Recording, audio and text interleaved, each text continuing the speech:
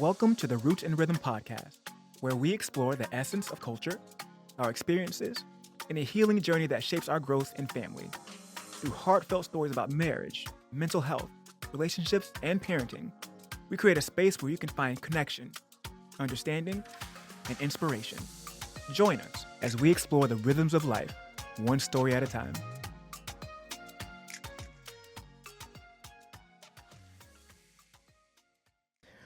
What's up, everybody? Yeah. Welcome to another episode of the Roots and Rhythm podcast, where we explore the rhythms of life, one story at a time. You know what time it is. It's your boy, Vlad the Bull, your number one embrace coach. And Angie, la Cyber Mommy. Cyber Mommy's in the building. Give us an update, girl. How you doing? I'm doing good. My birthday's next week. Birthday girl. Hey. I went to a Diwali celebration at work, so I got my henna. I don't know if you want to put my camera on so they can see. We got to see that. Pew, pew, pew. Lovely, all right, lovely. So you have an affinity for henna, right? I love henna. I think it's a beautiful practice. I'm not committed to any tattoos, so when I get henna, this is like my version of a tattoo for like a week. Then it goes away. Now let me ask you this: would you ever get does henna ever give you an idea for a tattoo if you were into that? Yeah, so it's very like intricate. I don't know if you see, it's like flowers and like a bird. Yeah, it's really beautiful. Hey, you know what? Why don't you show it to that camera right there? Why don't you put that hand right there? Show him that henna. We are in the inner henna sphere. Yeah, that is beautiful. That is beautiful. How long does it take? So this is like 20 minutes. She's like real quick. And then how long does it last? Like a week. It'll start fading. Yeah. So do you know what is the cultural significance of henna? Like, what does that carry for I know that it's done like during like marriage, like any kind of ceremonies, just to adorn the body. Usually people get it on this side too, but obviously this was at work, so it's like something quick that everybody could get. Right. But it's just beautiful. But it was for Diwali, which is like a festival of lights and colors, and it marks the new year in India. And it's just about prosperity and welcoming things for the new year. So great celebration. I love that. I didn't even realize it's Lowell, right? In Lowell. Yeah, Lowell, Massachusetts. Both of our former stomping grounds. So holla. So, sis. Yes. This is a thick conversation, a thick and juicy one. Bum, bum, bum. So today we're talking about the healing trap. Now, if you don't know what the healing trap is, let's break it down. The question that guided, if you looked at our social media, you saw me ask the question, how much healing is appropriate for you or is needed for you before you get into a committed relationship, right? How much healing should you embark on or have? And it's interesting to see what the responses were, because the consensus was there really is no finite answer to this. Right. And when we use the term the healing trap, it embodies the understanding that healing can be a blessing and a curse, right? Depending on what you define as healing. And we're going to get into that in a little bit. But let's start with that question. Is there an amount of healing? And if so, how much of it should you have to consider, or how much healing should you have embarked on before you are ready to get into a committed relationship? And how much of your stuff is appropriate for you to bring in? I think healing is a continual thing, right? There's no finish line. Like, sure. And I know some people are like, well, I've reached enlightenment, but does that mean you're truly healed, right? Like there's always going to be something, and things come up, and it's like, how do you deal with them in the time? So it's like a continual thing. I think you have to be doing the work before you get in a relationship. Like, that's right. You know what I mean? So it's not like you're just out here raw dogging the world. You're doing Whoa, yikes. You're doing the work to be better, to heal or be healing, because we're constantly healing. So yeah, I think we can't say like, oh, I'm going to get in a relationship when I'm fully healed, because there is no fully. It's a continual thing. So as long as you're doing that work, I would say that maybe you are ready for a relationship, and don't use the healing or complete healing to avoid it just because you're afraid of that vulnerability. Yeah, it's kind of like people who say that they need to lose weight before they can get their gym membership. Yeah. Or they need to get their money right before they can have a bank account. And that is counterproductive, right? Like we often get in our minds that we have to reach a destination before we can actually experience something that's good for us. And the truth is that healing is not a destination. Right. I used to think that it was. I used to think if I had X amount of years in therapy when I started going, that I'd be fine. I'd reach my point of enlightenment, right? And I'd be Gucci. I could do whatever I want. And at that time, I was already in a relationship. I'm still healing. Yeah. And there are things that some people may argue, oh my gosh, it's been so long. How have you not healed through this? And I just said this to somebody on TikTok today. I said, we have to carry the memory, we have to carry our memories, but we don't have to carry the weight of them. And so you're never going to forget. Anybody that tells you that they've forgiven and forgotten, or they've been through something, it's in the rear view, is not true, especially if it was traumatic, if it affected you early on in life. But letting go of the weight really does require you healing, or let's just call it embarking on a journey of self-discovery. And in that discovery, you'll realize what it was that hurt you, what it was that helped you, and in the in-between, right? So, yeah, it's like we're taking the humanity away, thinking that you could just be healed from something, right? Because the only way that that'll happen is if you have no other outside factors that can even trigger the situation again or bring it up or anything like that. Same thing with grief. You can I like the analogy of grief being this ball that gets smaller and smaller, but it's still always there, right? So the weight is still there, but it's like you carry it different. It shows up different, but it's still there. Right. Just because you lose a loved one doesn't mean that you're going to forget them forever. Now, I'm healed. No, it's still there, but now you manage those emotions differently. You, instead of having like this overwhelming cloud over you, it's like now you're thinking about like the good times, or thinking like, wow, I'm glad that I got to experience this person, versus like, I can't go on. You know what I mean? Ooh, so that actually brings me to an important question. So we're talking about relationships. You enter a new relationship and you were leaving another relationship, whether it was like last week or the last decade. Yeah. How much should you share with your partner about your previous relationship? I think as much, yeah. That's a tough one, man. It is tough because it depends. I feel like how comfortable you are with that person. If it's like brand new, an example, first date, I had a terrible last relationship, I'm still hurting. Like, maybe not the right time. But I think as you get deeper in that relationship, you guys get to know each other more. That is part of vulnerability, right? Like, this happened to me, like I'm still healing from it, blah, blah, blah. Or I did this to someone, I'm taking accountability, and I'm Blase, blase. Yeah, blah, blah, blah. And I'm still taking accountability for it. I'm trying to forgive myself if you were in the wrong type thing. So I think it depends how long you all have been building that relationship to how much you open up and how soon. All right, so tell me this. How much would you want to know from a man that you were dating about their previous relationship on the first date? What would you need to know? On the first date? Probably nothing. Because we'll think about it, right? Because a first date's like an interview in a lot of ways. And in the olden days, we used to talk more in person. But now online dating is the norm. People, I didn't even realize this. My boy was telling me the other day that he met his girl on Facebook dating. I didn't even know Facebook had a dating. I should. Wow. And he's like, you shouldn't, Vlad. I'm like, you're right. Yeah. And that's why I don't. It must be new. Right. It's got to be new. I'm like, it got Facebook Marketplace and it got Facebook dating. But ideally, you spend some time, courting on the phone or whatever, and then you meet in person. Like I told you, I met Julie, and we had never spoken on the phone before. And so when she heard my voice when I was calling her that day to tell her where I was going or where I was and picking her up, she was like, whoa. Is this Vlad? I got the right person? Like, you a grown ass man? And I was like, I am a grown ass man, but I'm not as grown as you think, Right. right?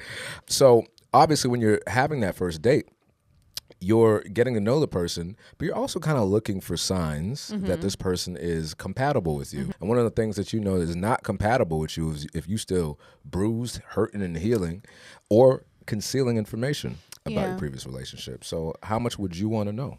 Well, I guess I got with Wallace too early because I wasn't even thinking about that.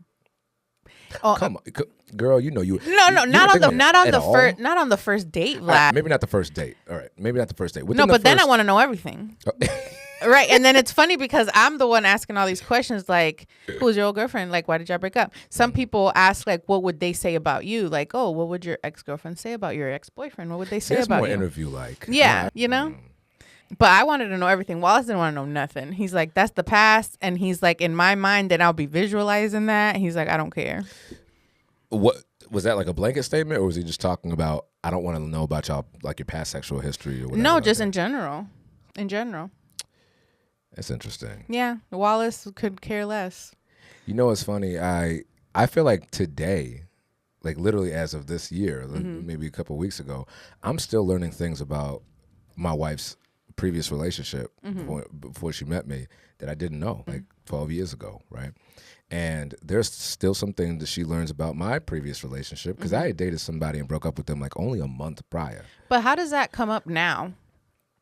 I think it comes up when something triggers a conversation, right? So like in that example, we were talking about her ex because we were talking about somebody who was connected to him, right? Like, and she was saying how similar they were. She's like, oh, well, that makes sense because they were good friends and they're very similar. And here's an example of how similar they were. Here's an example of something he did while we were in a relationship. Gotcha, okay. And vice versa. Same thing happens for me. Like I'll say, yeah, actually that reminds me of my ex. And we're at the place now that, again, 12 years deep, 1 kid, 5 years married. Like there's really nothing that's not on the table. And it's not necessary. Obviously, we're past the investigatories and more on the like, man, that was crazy. That I learned I learned this about myself during that type thing. Yeah. I think that's important to get some clarity on, because there's some people, let's keep it a stack, they are habitual relationship hoppers. They're just love addicts, and they will just go from one relationship to another trying to solve something by being together. And so we're going to talk about the relationship trap and break that down in a little moment. But I think that's how a lot of people avoid growing. And when we talk about healing, that's how a lot of people avoid the growing and healing, is because they're not giving themselves enough time, or they are giving themselves enough time, but they're not doing anything different. Yeah. So you know what I mean? So yeah, I think that's important. Yeah, I mean, to get to know the person and what makes them tick, or why they decided to be in a relationship with someone that was so different from them. If you run in the same circles and you know their ex, to try to figure that out. And I think maybe that's why Wallace didn't care, because he's like, well, and that's the thing. So I remember when I met my ex, I met her through a friend, and the friend that I met her through, we were in the same anatomy class, and she lived in this dorm with all these girls, and I'm like, yo, who's that? We're at the apartment. Yo, who that? And she's like, oh, that's my friend. Go holla at her and introduce yourself and whatever. So I shot my shot and all that, and I remember one of the first questions I asked her was about her ex-boyfriend, and here's the red flag. Y'all see our episode on red flags? I hope y'all saw our episode on red flags. Red flags. Are you the red flag? Let us know in the comments. It's okay. Admit it. Do you need some healing? Go to the comments. I told you guys that I was the red flag. I was a red flag. I was a big old red, not red, white, and blue flag like the Haiti flag. I was a big red. It was all red. And so what was interesting to me was that her ex-boyfriend was still very instrumental in her family's life. Like, this dude was taking her mom to medical appointments. And I was like, whoa. But y'all broke up, though. She's like, yeah, no, we're broken up, but like I can't tell my family that we're broken up because they like him so much. I'm like, all right, red flag. Why? Listen.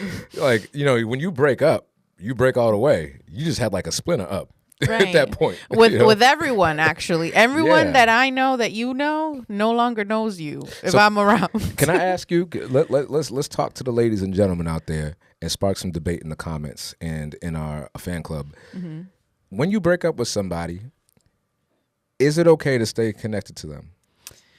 Again, there's levels, Vlad. Right? There's levels, because if you're young and you both decided, you know what, we're better as friends type thing, and yeah, I don't think that it matters. I think it gets deeper when it's like there's been actual hurt. It's like, why are you friends with my family? You hurt me. So it's like, is my family even on my side? Yeah. So that depends. And then it also depends, like, if there's kids involved, like, obviously you have to come around. You have to. Like, we're always going to be family of some level, right? Yeah. If there's no kids, it wasn't amicable, like, we broke up for reasons, and there's nothing tying us together, please also break up with my family. That's my family. That's mine. They belong to me. Just me. But yeah. Yeah, I agree. I was having this debate with my cousin.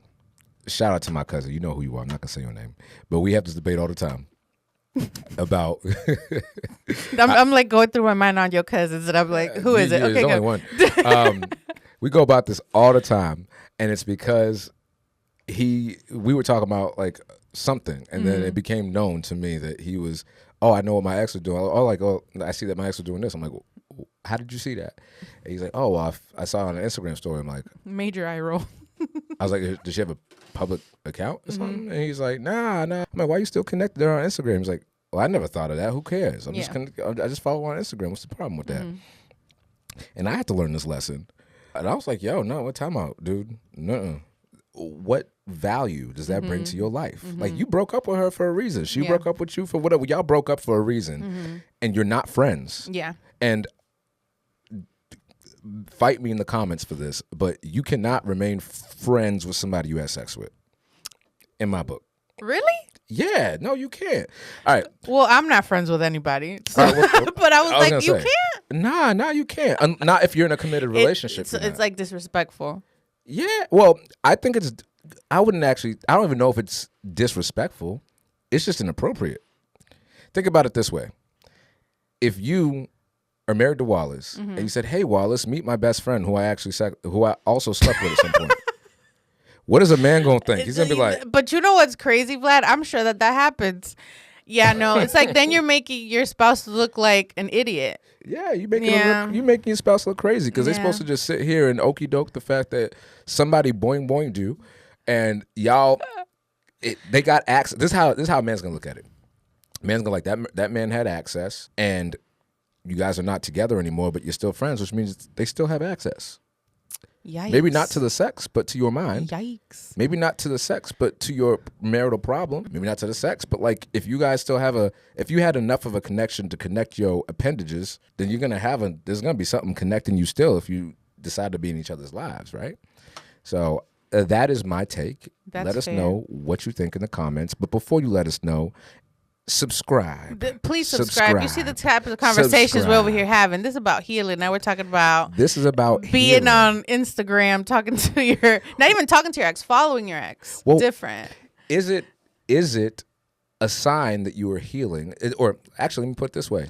Is staying connected to your exes hindering your healing? Yeah. Are you afraid to let go? Ooh.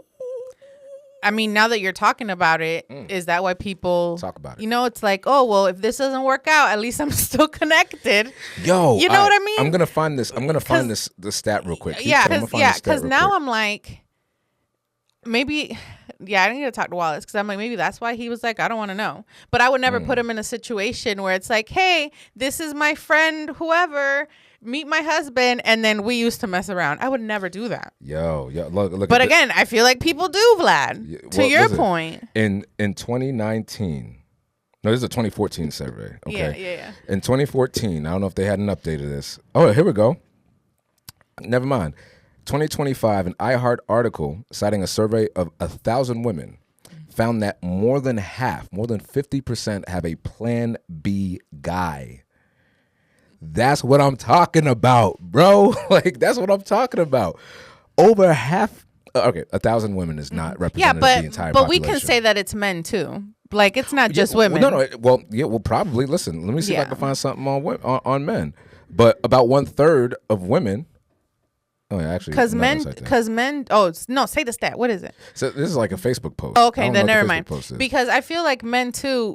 Men are usually the ones, and women do it, but I've just seen more men do this, that string a person along just in case. So they're still kind of like throwing little things that way, kind of like breadcrumbs to keep them around. It seems like it's only on the focus is on women. It's not to say that men don't do this as well. I'm sure they do though. But clearly. But I think it's actually more telling that women have, more than half of women in these studies, which could be limited, have a Plan B guy versus a man. It's because we're always planning, Vlad. Because you're always planning. And we leave mentally first, remember? Yeah, you leave mentally first and then you leave physically. Yeah. Like, look, a man, if he's keeping a Plan B, it's not a Plan B relationship. It's a Plan B night. Yeah. It's a Plan B side joint. It's a Plan B convenience. It is not a Plan B. He's not planning to fall in love again. He's planning to fall in your drawers. Yeah. Whereas women, if you have a Plan B guy, that means you are mentally connected to two people. That's dangerous. That is dangerous. And take it from somebody. You've seen the episodes. I'm not going to make no bones about it. Like, that was me. You can't be mentally connected to two people and serve them both equally. Two people are different people, and you're going to be you're going to have an affinity towards one for one reason or another, and an affinity towards the other. And you just might rock with that side joint. And for a lot of people don't even know, your best friend, who is your platonic friend, might be your side joint. Yeah. And you just don't know it yet. You don't know it yet. Don't be anybody's side piece, guys. Yeah, think better for yourself, you know? Yeah, it's 2025. You ain't got to be nobody's side piece, No, you don't. Yeah. Nah, man. Oh, that made me sad. Yeah, it's sad, man. It's sad out there. Any side pieces out there? Don't out yourself in the comments, y'all. Please don't leave us no comments. But I'm gonna pray for all the side pieces out there that they find healing and peace. So, all right. So let's look a little bit more now at that concept of bringing stuff into your relationship. How much of it is appropriate? So obviously we all have baggage. We bring baggage from situations, from our life experiences, and some of that baggage is heavier than others. Now, are you bringing on a carry-on into my relationship, or are you going to bring 5 check bags? If you bring in 5 check bags, I might have to reconsider, depending on if you check those bags. A lot of people be bringing luggage into a relationship, and the bags ain't checked, and they ain't got the resources to check the bags. And so I'm stuck carrying your stuff or paying for it. I love analogies. Yeah. And so, you know what I'm saying? So, like, imagine you in the airport, you got 5 check bags, and Wallace is like, I can't pay for those. So you do it. So now I'm paying for your baggage. Yeah, it's not fair. Especially if that person's also doing their own work and then you're trying to do your own work. And I am a believer that, you can co-heal depending on the situations, right? Like you're sharing, I'm sharing, we're like healing together, especially if we went through the same thing in a relationship. Concurrent healing. And then the relationship that you're in, you're growing together. It could be a catalyst for growth, and get to that next level of healing, right? Yes. Because again, we're not going to be fully healed ever. So you're still going to bring stuff to the relationship unwillingly when, you know what I mean? And then depending on what you went through, it might open up some wounds on that person. So it's like you're starting again, right? Because it's a new relationship. So it's tough, Vlad. It's like, are you willing to take on that baggage too? After you get to know the person, you're like, you know what? That's heavy. Maybe you should be alone for a little bit to do that self-work before, being in a relationship, because you can't give from an empty cup. Right. So if you're still kind of like empty and doing that work, that wouldn't be fair to either person. Yeah. And, to your point about maybe you need to be alone for a while, there are people who are alone for years. Yeah. And they kind of stew. And they just do them. You ever hear somebody say, well, I'm just focusing on me. I'm doing me this year. I don't really want to date. I'm just doing me. And you kind of look through the details. You realize, like, you ain't really doing anything, are you? Like, you just, I was having this conversation with my mom the other day. I was like, Mom, there's a very big difference between healing and forgiveness. Because especially when we talk to our legalist Christian folks, I'm not trying to shout nobody out, but let's keep it a stack, because we both grew up in very religious households. Forgiveness has always been marketed to me as something that I should do or face the consequence of brimstone fire from God. Yeah. But to experience forgiveness is really not a part of that mandate. The mandate only requires that you do so as a mandate because it's what you're supposed to do. Yeah. And if that is your mentality, you're going to go into your next relationship not forgiving that person. And so when your partner does something that triggers you or makes you think of your previous relationship, you're going to be treating them like you probably would have been treating your ex if you were still there. And so I'm like, yo, there is a limit, I believe. I want to hear your take on this, but there's a limit, I believe, sis, to what you can actually bring into a relationship and realistically expect the person to help you work through. Oh, yeah. Because I'm like, yo, it's not my job to heal you. That's your job. If I'm always telling you to heal and do the work and you're not doing the work and I'm telling you it again and you're like, I don't really want to do that work. Yeah. Okay? Then, check that out, man. That's my song. But, yeah, if I'm always telling you to do the work, then I'm going to get resentful and exhausted, especially if I'm doing the work. No, exactly. And that's why I think sometimes the person needs to be alone, Vlad. So, because there's a big difference between like isolation that heals you and then isolation that protects you. So it's like that solitude, you being by yourself. Don't joke, Vlad. I gotta say that joint was deep. Say that again. Say it again. So there's a difference between solitude, like you want to be by yourself to heal, versus isolation to protect yourself. Right. So I'm choosing to be alone because I don't want to put all this baggage on you. In my solitude, to heal, to be ready to take on a relationship. So I'm not dumping all this on you, versus me isolating to protect myself from sharing that with you or even doing that work in order to be in a relationship. All right. So from what it sounds like, from what you're saying, it sounds like people who are habitually like, oh, I'm just focusing on me. I don't need no man. I don't need a woman. And they focus on the career, they focus on their work and all that. And they always say, is the guys like, I'm healing myself, or I'm working on me. And the healing is actually the trap within itself. Yeah. But it's not even healing that's a trap. It's you're just isolating yourself from others because you don't want to be vulnerable. Under the guise of self-development. Yeah. But I feel like sometimes you do need that solitude of not having to, because in a relationship you have to give too. But how can you give if you have all that baggage? You know, so it's like it's not an even relationship. And that's where it becomes unfair, like you said, right? Because the person that you're sharing the relationship with deserves to have enough of you. They deserve to have a piece of you. And this is especially important when we're talking about marriage. Two fleshes become one, as the Bible says, right? But you're also no longer making decisions that are unilateral decisions or unilateral in their effect. Like everything that you do individually is going to affect your spouse. Yes, exactly. And so if your individuality comes at the expense of your spouse, then that is a roller coaster. We're talking about the Superman at red flags disaster. You're going down at a 90-degree angle because eventually you're probably going to get tired of carrying your shit.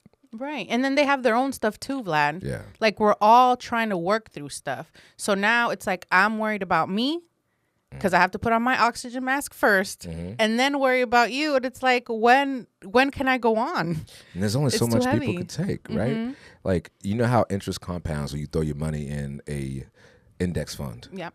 Compounded interest. Well, trauma and unresolved issues, interpersonal issues, can also compound in the same way. So you don't resolve your stuff with your ex, on top of the fact that you haven't resolved the stuff with your parents, on top of the fact you haven't resolved the stuff with your friends, on top of the fact that you haven't resolved your stuff at work. It's all connected. And so now you're bringing in a lack of awareness, and you're just bleeding all over everybody. And so, like, imagine a partner absorbing your mama issues, your daddy issues, your ex issues, your second ex issues, your baby mama issues.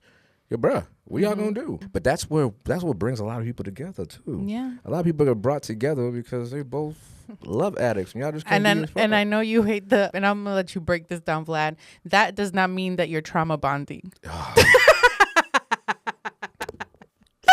You and them going through all these issues is not a trauma bond. I can't. So break it down, Vlad. What is trauma bonding? Because it's not that. Man, this makes me so upset. I don't know why it makes me so upset. Check this out. This is how this works, okay?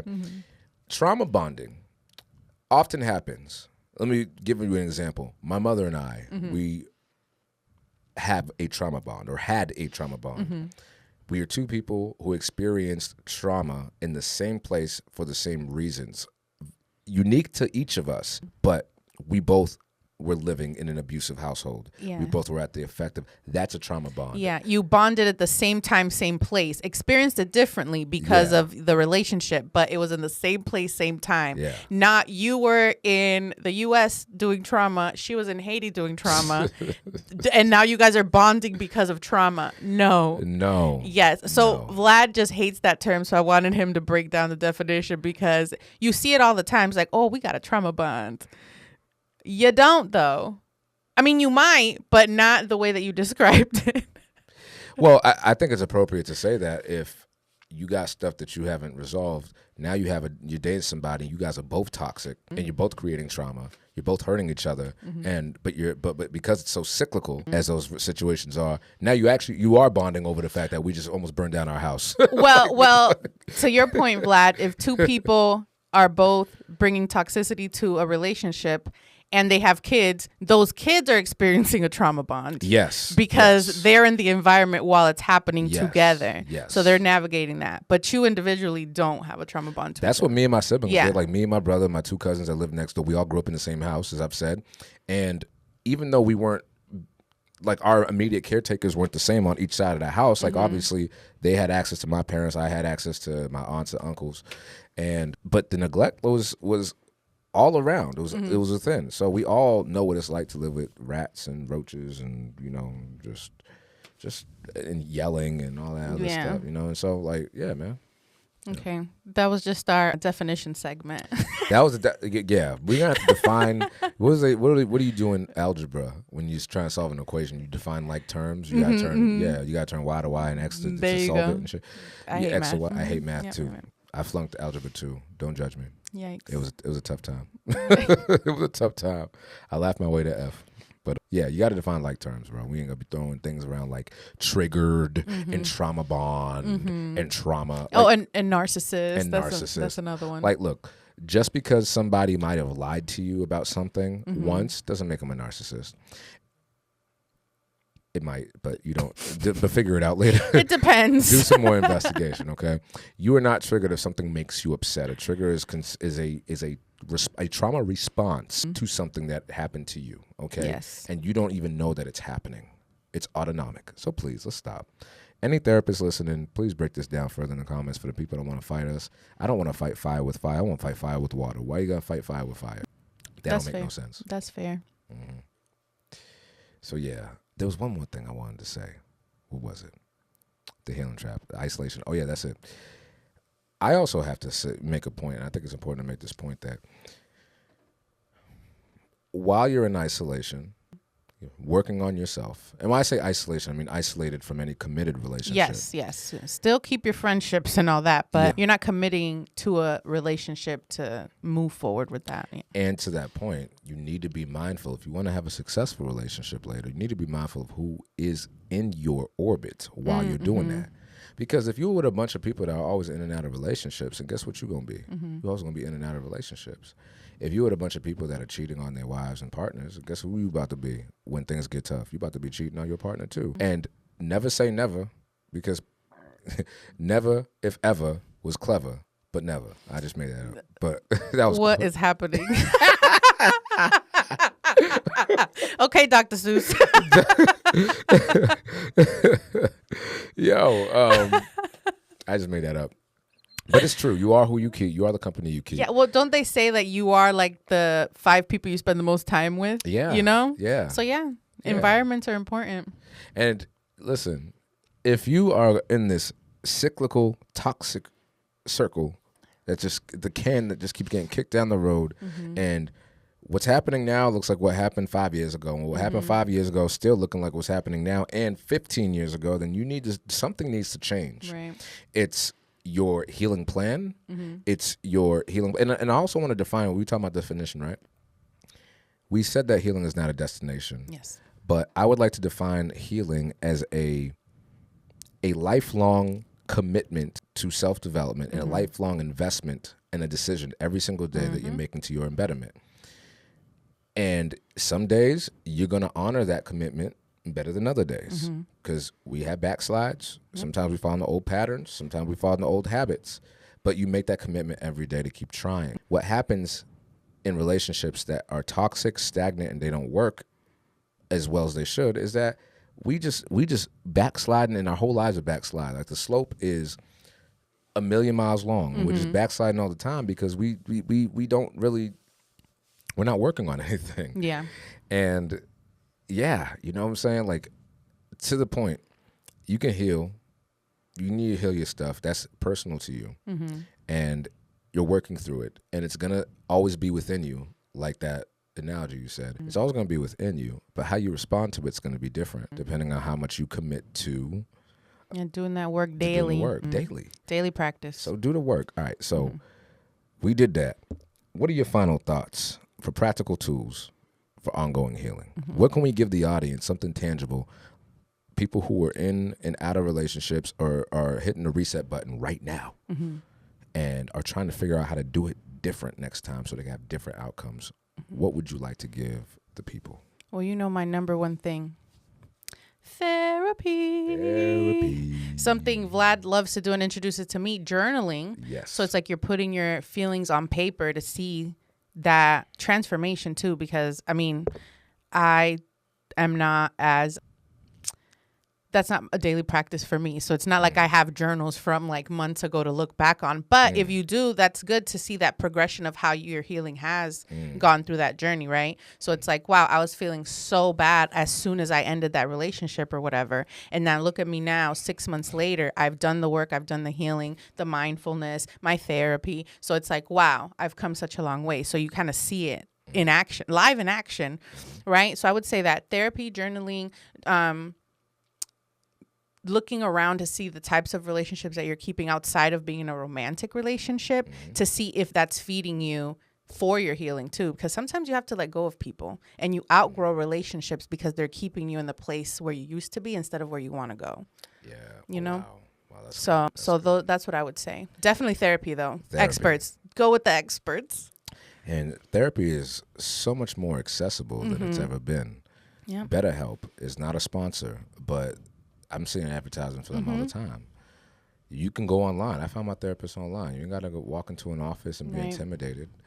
And if there are those of you who are listening that are still thinking that there's a stigma attached to therapy, and especially my law enforcement people, because when I was in the state police, going to see a grief counselor, we call them employee assistance unit members, who are not licensed clinicians, by the way. Oh, they're not? Which is scary. No, they're trained, but they're not clinically trained. So, but just the act of talking to somebody about something that you went through is a no-go, because people automatically assume my supervisor is going to use that against me. So when I'm trying to get promoted, I'm trying to get in a unit, they can say, oh, well, this trooper had to talk to EAU, and there might be a little caca-lulu. That stigma still exists, and it's stupid. Yeah. It's stupid. And you know what's really stupid?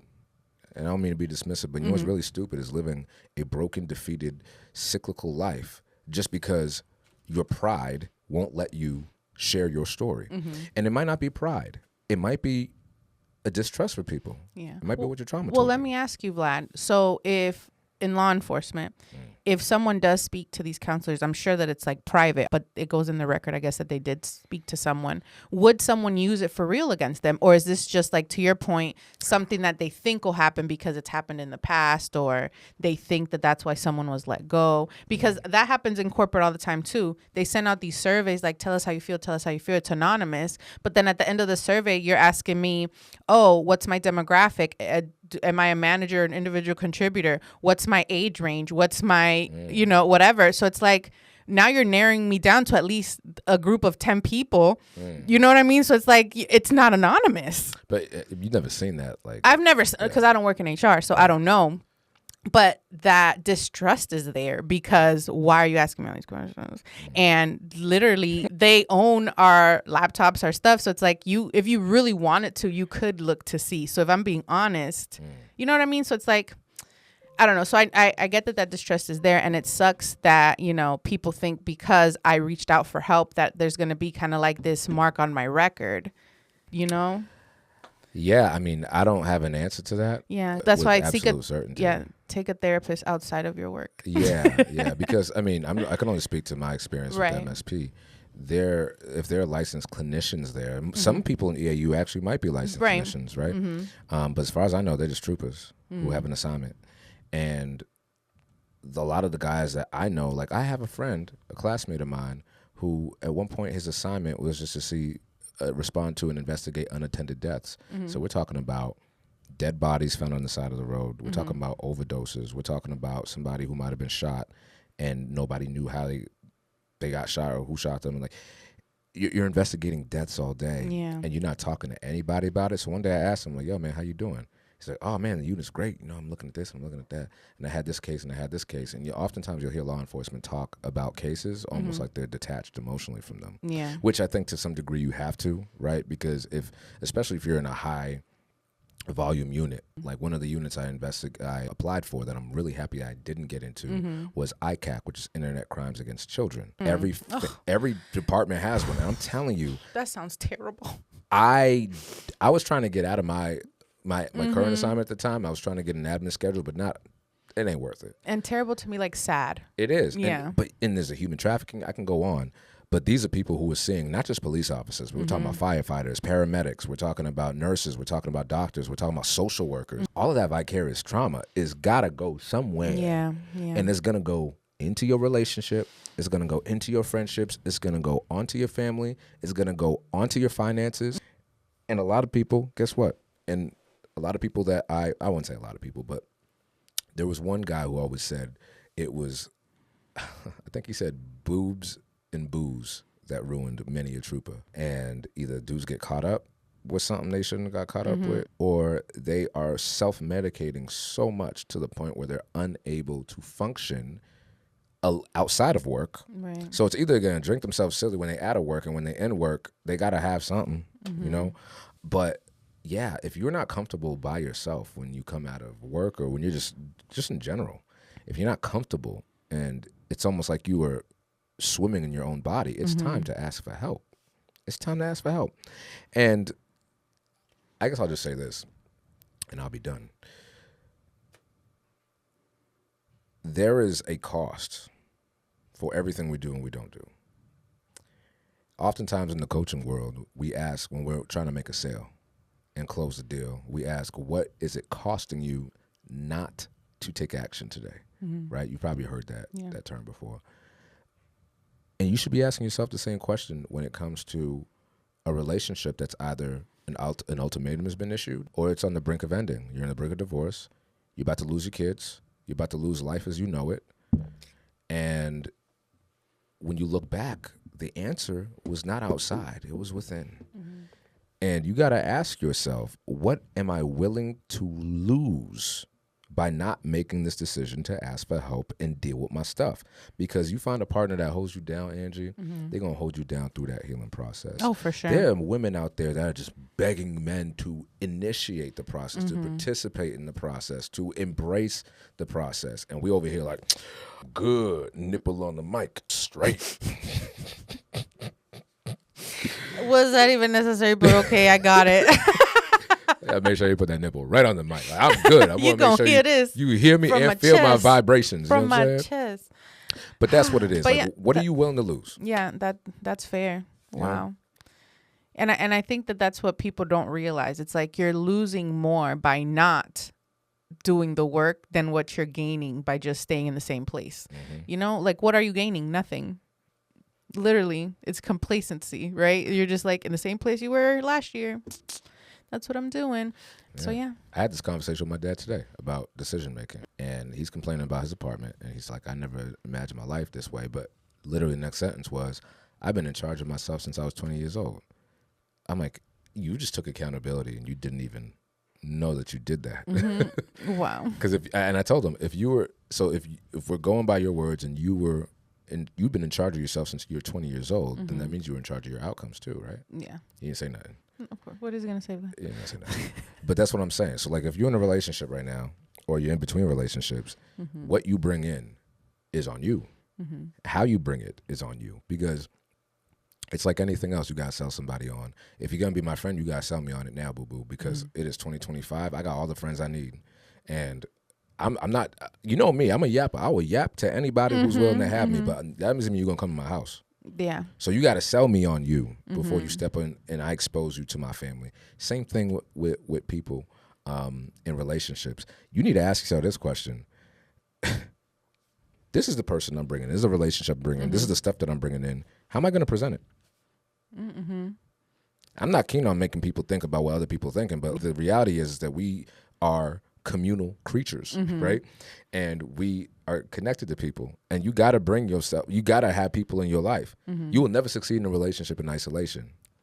That's right. We could do bad all by ourselves. Run. Red flag part 2. If somebody says to you in a relationship that it's us against the world and that everybody else doesn't matter, we got to be us in a boat by ourselves, run for the hills, because that person is telling you, they are grooming you for isolation so that they can program you. Yeah, because what are you hiding? Why can no one else come in your bubble? I'm hip. Like, yo, they make big bubble you wands could and small ones. You could be fooling that person, but you ain't fooling me, boo. Yeah. Yeah, you got to, you know what I'm saying? So, like, yo, handle your business, stand on it, and own it, because the healing is yours, not nobody else's. That's all I got. Oh, that was good. I ain't got nothing to add. No notes, No notes. as the youth say. No, wait, what? That's what they say? The kids, I thought, yeah, no. No notes. No notes. Like they don't take no notes? Yeah, like I don't have anything to add. Like no notes. Oh wow. You did it. I'm notes. officially seasoned. Put a gray hair in my beard Look now. at me being hip. Yeah, maybe put it in the comments. Did I put use it in that the right? comments. I don't know. And also answer for the comments. Are people still saying on dogs? Do people say that? I've never heard that, Vlad. Are you serious? Swear. That's a North thing. Okay, on dogs? Yeah, like on dead dogs. You ever been to New On York? dead dogs? On dead dogs. Hell no. I used I've to even never say, heard yo, that. on frogs, yo. Like that used to be like the playful alternative. Like, yo, on frogs, I know. No. That's not real. On dead dogs, bro. On dead dogs, frogs, and toads. Never heard it. Never ever. Yo, listen, man. I'm only 34, and I feel like I am out of the loop. Do people still say I'm hip? Like, Are you hip, or do people use the phrase "I'm hip"? I'm hip. Do people still say that? I've heard that people say that. Like I'm hip. Yeah, but you know what's not hip? On What? dead dogs. I've never heard that, Vlad. All my Northeast people stand up. All my New York and Boston people stand up. That's a Don't Boston nobody thing. want no dead dog. What about I'm Striz? Have you heard of that? Hell no. I'm What? Strizow. That means I'm straight. We gotta go. This has been a great. I don't even know how to do your closing, Vlad, but do it, because please stop. All right, this is how I'm gonna close. If you like what you hear and you love what you hear, Dead dogs. on Dead Dogs, you better subscribe and share this podcast. Scrizzle. We're trying to blow this thing up so we can be Strizow On dead dogs and frogs. on toads, bro. Like, what'd you say? No On notes. no notes. And when you decide if you needed to subscribe to say you got no notes, I'm dead. Right. I got it. Right. That's I'm it. sweating. I'm sweating, and it's on like poupon from Groupon. It's your boy Vlad the Bull, your number one embrace coach. And Angie, the cyber mommy. We are out of here. Stay rooted. Deuces.